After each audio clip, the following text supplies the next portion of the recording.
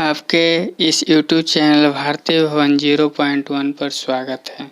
आज हम लोग क्लास 9 का भारतीय भवन बुक से बहुपद के बारे में आज कुछ सीखेंगे और हम लोग बहुपद के बारे में पिछले वीडियो में हम लोग पढ़ चुके थे। बहुपद किसे कहते हैं और बहुपद के प्रकार, और बहुपद के प्रकार को दो भागों में बांटा गया था, जो पद के आधार पर और घात के आधार पर बांटा गया था। और पद के आधार पर हम लोग पढ़ चुके थे, तो आज हम लोग घात के आधार पर बहुपद के प्रकार को जानेंगे। ठीक है, तो बहुपद के प्रकार, घात के आधार पर बहुपद के प्रकार को कितने भागों में बांटा गया है। तो सबसे पहला बांटा गया है एक घातीय बहुपद या रैखिक बहुपद। वैसा बहुपद जिसका घात 1 हो उसे एक घातीय या रैखिक बहुपद कहते हैं। जैसे 3x - 6, यानी जिस चर का मान घात में पावर 1 हो, जिस चर का घात पावर 1 हो, तो वह क्या होगा, रैखिक बहुपद होगा या एक घातीय बहुपद होगा। उसी प्रकार फिर 8y - 8, तो इसमें y के पावर 1 है, घात में 1 है, कुछ नहीं है तो 1 है, तो यह क्या होगा, रैखिक बहुपद होगा। उसी प्रकार 9a है, तो a क्या है, चर है, इसके पावर भी 1 है, तो ये भी क्या है, एक घातीय बहुपद है।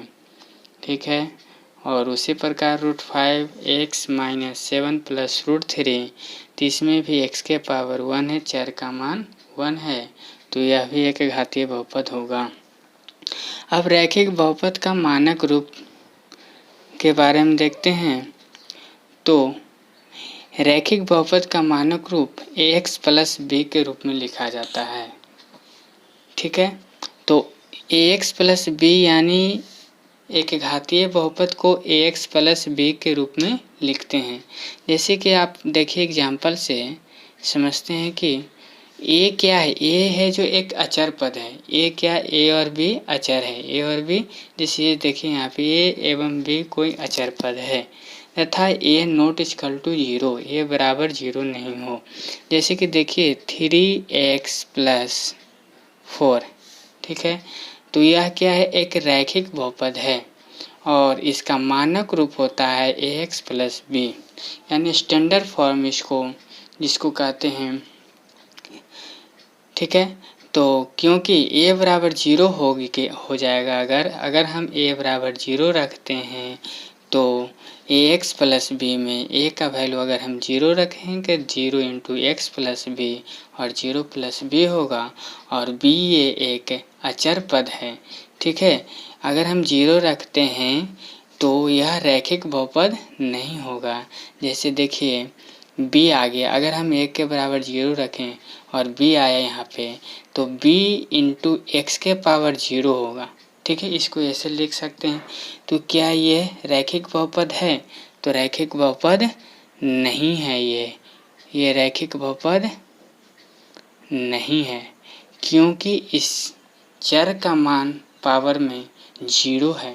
तो 0 क्या रैखिक बहुपद है? तो नहीं, इसके पावर में 1 होना चाहिए, इसलिए a बराबर 0 नहीं होना चाहिए। ठीक है, अब हम लोग देखेंगे द्विघात बहुपद। वैसा बहुपद जिसका घात 2 हो, अर्थात जिसमें चर मान का अधिकतम घात क्या हो, 2 हो, उसे द्विघात बहुपद कहते हैं। यानी चर मान का सबसे अधिकतम घात अगर 2 होगा तो वह द्विघात बहुपद कहलाएगा। जैसे 5x² - 7x - 1, तो इसमें सबसे अधिकतम घात 1 है और इसके पावर 1 है, और यहाँ पे x के पावर 0 रखेंगे तो सबसे चर मान का सबसे अधिकतम घात क्या है, तो 2 है, तो इसलिए क्या यह कहलाएगा, द्विघात बहुपद कहलाएगा। जैसे फिर देखिए 8y² - 5, तो इसमें भी y के पावर 0 है, तो इसमें चर मान का सबसे अधिकतम घात 2 है, तो इसलिए यह क्या कहलाएगा, द्विघात बहुपद कहलाएगा। ठीक है, उसी प्रकार 6x² माइनस 2x है, तो इसमें भी सबसे अधिकतम घात क्या है? 2 है, तो यह भी द्विघात बहुपद कहलाएगा। और द्विघात बहुपद का मानक रूप क्या होता है? द्विघात बहुपद का मानक रूप ax² plus bx plus c के रूप में लिखा जाता है, जहाँ a, b एवं c क्या है? अचर पद होगा। जहाँ a, b, c एक अचर पद होगा। जैसे देखिए एग्जाम्पल से a की जगह हम 5x² प्लस 3x प्लस 4, ठीक है, तो ये क्या है? एक द्विघात बहुपद का मानक रूप है, ठीक है, जहाँ a बराबर 0 नहीं होना चाहिए।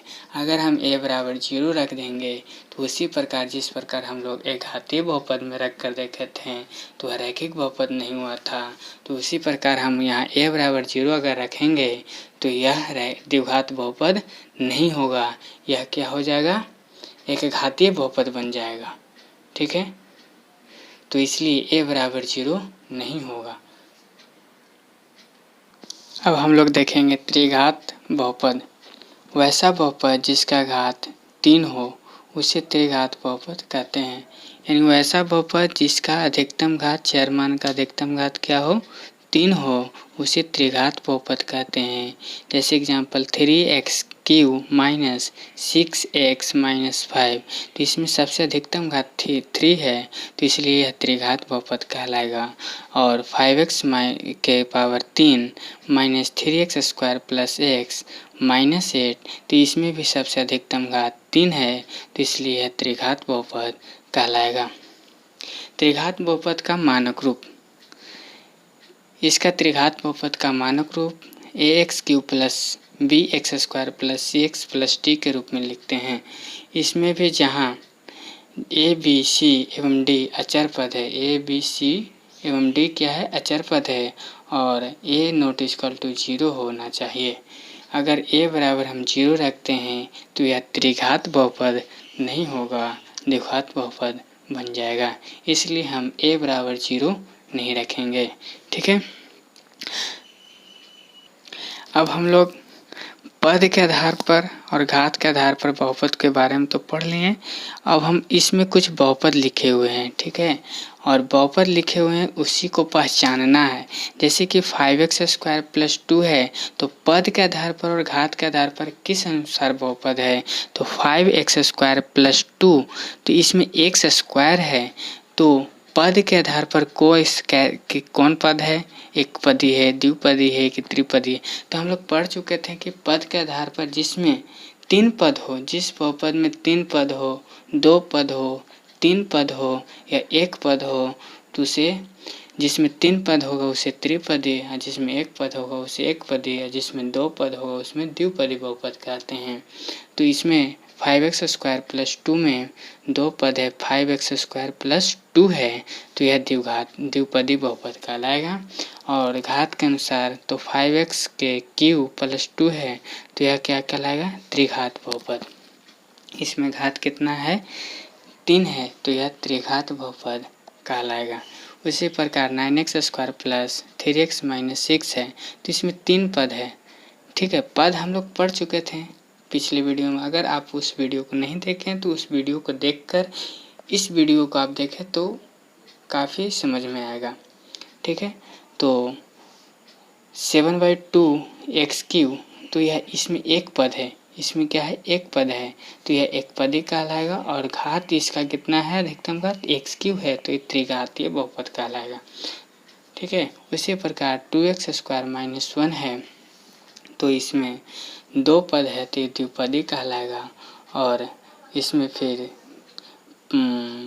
स्क्वायर है, तो यह द्विघात बहुपद कहलाएगा, ठीक है। और अब हम देखते हैं 4x के power 4 minus 3x³ minus 6x² plus 4x minus 6 है, तो यह पंचपदी का है, क्योंकि इसमें 5 पद है, 1 2 3 4 5, इसलिए पंचपदी। और इसमें अधिकतम पावर चतुर्थ बहुपद कहलाएगा, ठीक है। तो इसमें फिर देखिए 5x³ माइनस 6 है, इसमें द्विपदी है, 2 पद है, और घात 3 अधिकतम, तो त्रिघातीय कहलाएगा। इसमें एक पद है तो एक पदी होगा, इसमें अधिकतम घात तो द्विघात कहलाएगा। अब हम लोग शून्य बहुपद जीरो पोलिनोमियल्स के बारे में जानकारी लेते हैं। वैसा बहुपद जिसमें चर मान का गुणांक शून्य हो, वैसा बहुपद जिसमें चर मान का गुणांक क्या हो, शून्य हो। जैसे चर मान x स्क्वायर है, इसका गुणांक क्या हो, शून्य हो, इसका गुणांक क्या हो, शून्य हो। और फिर देखिए 0.x के पावर 100 माइनस 0.x के पावर 99 प्लस 0.x, इसमें वैसा बहुपद कह रहा है कि जिसका चर मान अगर शून्य हो तो वह क्या कहलाएगा, शून्य बहुपद कहलाएगा। और इस बहुपद हमेशा क्या होगा, जीरो होगा। 0 प्लस 0, इसमें 0 से गुना करेंगे तो 0, इसमें 0 से गुना करेंगे तो 0, तो यानी यह क्या कहलाएगा, शून्य बहुपद कहलाएगा। जैसे देखिए नोट में कह रहा है कि शून्य बहुपद में पदों की संख्या अनगिनत हो सकते हैं। पद की संख्या यानी एक पद, दो पद, तीन पद, हम लोग पढ़े ना पद, एक पद, द्विपद, त्रिपद, यानी पदों की संख्या हम लोग अधिकतम लिख सकते हैं। ठीक है। तथा चर मान का घात भी अनगिनत हो सकता है। जैसे कि चर मान का घात x के पावर 100, 99, जितना लाख तक लिख सकते हैं आप लोग। ठीक है। यानी शून्य बहुपद में पदों की संख्या अनगिनत हो सकते हैं और चर मान का घात भी क्या होता है, अनगिनत हो सकता है। ठीक है। तो इसी को क्या कहते हैं, शून्य बहुपद कहते हैं। अगर शून्य बहुपद में जीरो, किसी भी चर मान का गुणांक 0 होगा तो वह क्या कहलाएगा, शून्य बहुपद कहलाएगा। अब हम लोग देखते हैं बहुपद का मानक रूप, स्टैंडर्ड फॉर्म ऑफ पॉलिनोमियल्स। यानी कह रहा है कि किसी बहुपद को उसके चर मान के घात को के आधार पर घटते या बढ़ते क्रम में लिखने से जो रूप प्राप्त होता है उसे ही बहुपद का मानक रूप कहते हैं। यानी कोई भी बहुपद दिया हुआ है, अगर उस बहुपद का मानक रूप लिखने के लिए कहे तो उस बहुपद को घटते या बढ़ते क्रम में लिखने से जो रूप प्राप्त होता है उसे ही बहुपद का क्या कहते हैं, मानक रूप कहते हैं। जैसे एग्जाम्पल से समझिए, 5x square minus 4 plus 2x plus 6x³ का मानक रूप क्या होगा। तो मानक रूप ये क्या होता है कि अगर जो चर मान का घात है उसको घटते क्रम या बढ़ते क्रम में हम लिखते हैं, वही मानक रूप होता है। जैसे कि इसका मानक रूप लिखना है तो इसमें चर मान का घात 2 है और इसमें कुछ नहीं है तो चर मान का घात 0 है, और इसमें चर मान का घात 1 है, इसमें 3 है। तो बहुपद का मानक रूप क्या होता है कि अगर उस बहुपद का चर मान का घात घटते या बढ़ते क्रम में लिखते हैं, वही क्या कहलाता है, बहुपद का मानक रूप। तो इसमें न बढ़ते है, आगे 2 है तो फिर घट रहा है, 2 है तो फिर घट रहा है 0, फिर 0 से 1 हो रहा है, बढ़ रहा है, फिर 1 से 3 हो रहा है। यानी पहले क्या हो रहा है, घट रहा है फिर बढ़ रहा है। यानी बहुपद का मानक रूप क्या होता है कि पहले उसको घटते क्रम में लिखे या तो बढ़ते क्रम में। तो इसका मानक रूप हम लिखते हैं तो 6x³ plus 5x square plus 2x plus 4, इसको हम क्या लिखे हैं, घटते हुए लिखे हैं। अगर आप बुक उठा के देखिएगा तो उसमें क्वेश्चन दिया हुआ रहेगा बनाने के लिए कि बहुपद का मानक रूप आरोही क्रम में लिखें, अवरोही क्रम में लिखें। यहाँ पे अवरोही और आरोही, अवरोही का मतलब होता है घटते क्रम और अवरोही का मतलब आरोही का मतलब होता है बढ़ते क्रम। ठीक है। उसी प्रकार यहाँ पे x³ माइनस 4x प्लस 6 है तो इसमें भी इसको लिख सकते हैं 6 के पावर 4 और x³ माइनस 4x। उसी प्रकार z के power 5 minus 5 plus 7z square plus 6z³ तो इसको भी z के power 5 6z³ plus 7z square minus 5, यानी इसको बढ़ते या घटते क्रम में लिख सकते हैं। बहुपद का मानक रूप यही होता है। तो आज के लिए इतना ही। अगर हमारे चैनल पर नए हैं तो हमारे चैनल को सब्सक्राइब करना ना भूलें और लाइक शेयर कमेंट ज़रूर करें। धन्यवाद।